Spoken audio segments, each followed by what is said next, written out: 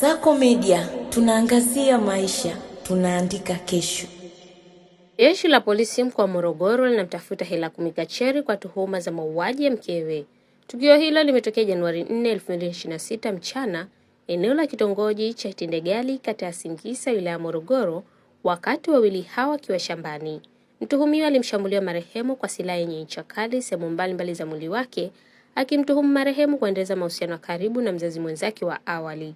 Mtuhumiwa alitoroka baada ya kutekeleza mauaji hayo.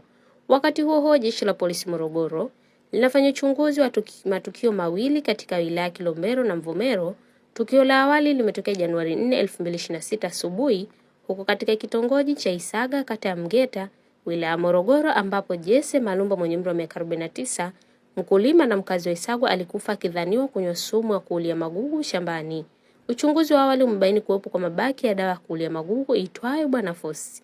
Tukio lingine limetokea Januari 3, 2026 huko katika kitongoji cha Doma Stendi, kijiji na kata ya Doma, ambapo Ali Charles Dagasa mwenye umri wa miaka 38, mkulima na mkazi wa Doma, alikufa akiwa shambani kwake baada ya kukanyagwa na mnyama tembo wakati akiwa analinda miche ya nyanya na zao la pilipili. Jeshi la polisi linatoa wito kwa wananchi wenye taarifa zitakazosaidia kukamatwa kwa mtuhumiwa aliyetenda tukio la mauaji aziwasilishe kituo cha polisi kwa hatua zaidi za kisheria. Nikusihi mtazamaji wa Kasako Media, kwa update zaidi unaweza kutufuatilia kupitia mitandao mbalimbali ya kijamii ambapo Instagram na Facebook ni Kasako Media. Kasako Media, tunaangazia maisha, tunaandika kesho.